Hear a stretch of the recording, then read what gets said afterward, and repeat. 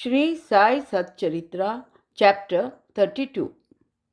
In the beginning, Hemant Pant describes the visible world using the allegory of the banyan tree, which has, in the phraseology of the Gita, roots above and branches below. Its branches are spread both downwards and upwards and are nourished by the qualities. Its sprouts are the objects of senses. Its roots, leading to actions, are extended downwards to this world of men. Its form cannot be known in this world, and nor can its beginning or end be seen. After severing these strong roots with the sharp weapon of non attachment, one should seek the path beyond which there is no return. To traverse this path, the help of a good guide, Guru, is absolutely necessary. However learned a man may be, or however deep he might study the Vedas and the Vedangas, that is the sacred literature, he cannot get to his destination safely without a guide. If a guide is there to help him and show him the right path, he can avoid the pitfalls and the wild beasts on the journey, and everything will be smooth sailing. Baba's experience in this matter, a story which he himself tells, is truly wonderful. When remembered, it will give you faith, devotion, and salvation. The Quest. Once the four of us were studying religious scriptures and other books, and thus feeling enlightened, we began to discuss the nature of the Brahman. One of us said that we should raise the self by the self and not depend on others. To this, the second replied that he who controls his mind is blessed. Thus, we should be free from thoughts and ideas, and there is nothing in the world without us. The third said that the world is always changing, the formless is eternal, and that we should discriminate between the unreal and the real. And the fourth, Baba himself, urged that bookish knowledge is worthless and added, let us do our prescribed duty and surrender our body, mind, and 5 pranas, life forces, at the Guru's feet.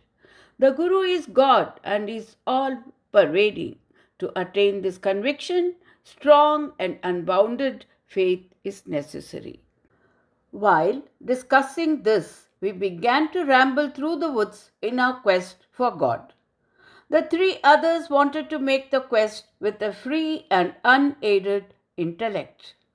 On the way, a Vanjari, a traveling vendor who sells things such as grain, met us and asked us, "It is hot now. Where and how far are you going?" "To search the woods," we replied. He inquired, "On what quest are you bound?" We gave him an ambiguous and evasive reply. Seeing us rambling aimlessly, he was moved and said, "Since you do not know the woods well, you should not wander at random.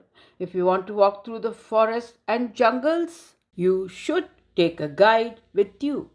Why do you exert yourselves unnecessarily at this hot noon hour? You may not want to tell me about your secret quest, but you can still sit down, eat bread, drink water, rest, and then resume your search. Always be patient at heart." Though he spoke with so much affection, we discarded his offer and marched on. We thought that we were self-contained men and needed nobody's help.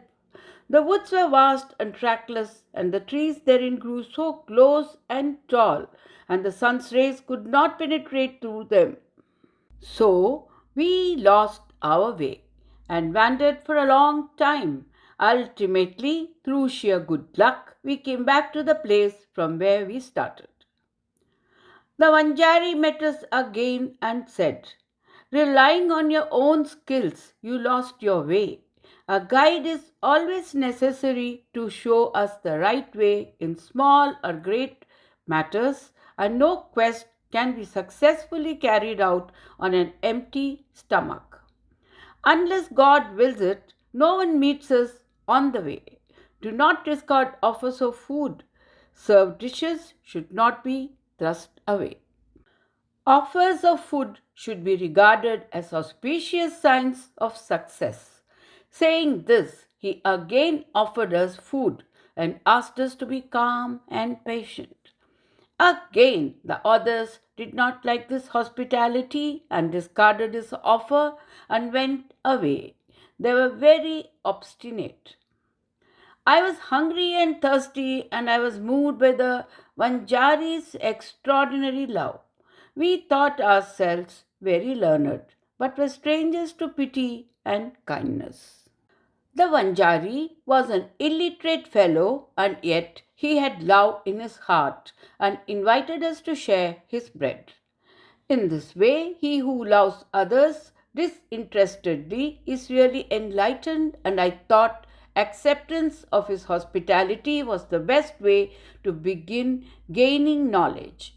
So, very respectfully, I accepted the loaf of bread and drank water. Then, all of a sudden, the Guru appeared before us and asked, "What was the dispute about?" I told him everything that had happened. Then he said, "Would you like to come with me? I will show you what you want, but he alone who believes in what I say will be successful." I bowed to him reverently and accepted his dictum. Then he took me to a well, tied my feet with a rope, and hung me, head downwards and feet up, from a tree near the well. I was suspended 3 feet above the water, which I could not reach with my hands. Suspending me in this manner, he went away.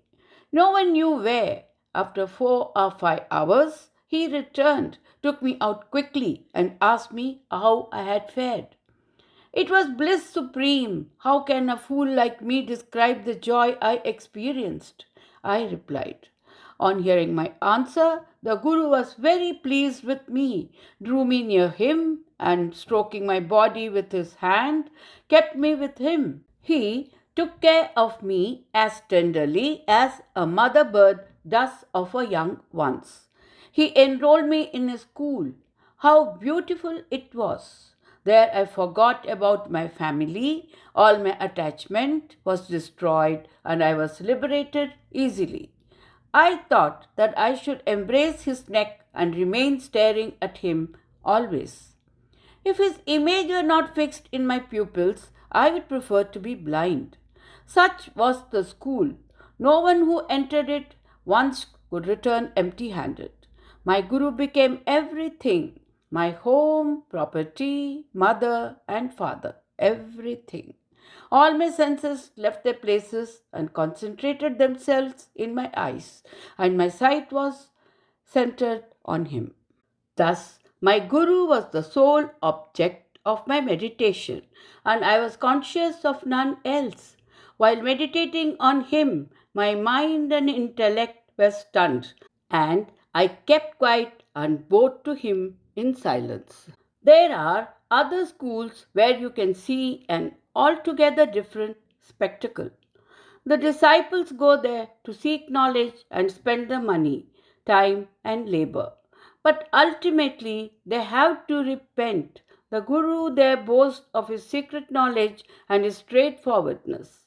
He makes a show of his sacredness and holiness, but he is not tender at heart. He speaks a lot and sings his own glory, but his own words do not touch the disciples' hearts. So far as self-realization is concerned, that Guru has none. How can such schools be of any use to disciples, and how are they benefited?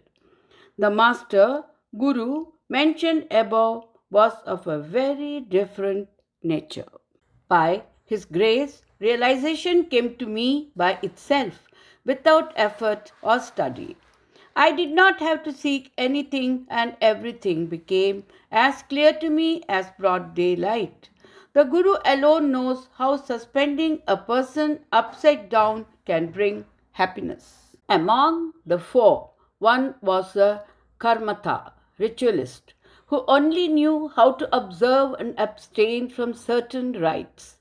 The second was a jnani, who was puffed up with the pride of knowledge, and the third was a Bhakta, who surrendered himself completely to God, believing that he was the sole doer.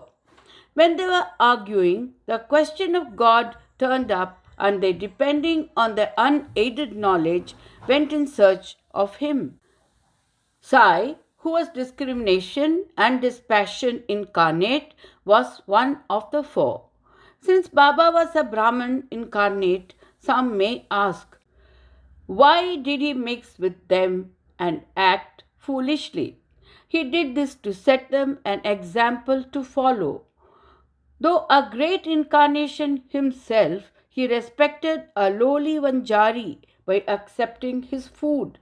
He firmly believed that food is Brahman and showed how those who rejected the Vanjari's hospitable offer suffered and how it was impossible to get jnana without a guru. The Shruti, Taittiriya Upanishad, exhorts us to honor and worship our mother, father, and preceptor, and to study, learn, and teach the sacred scriptures.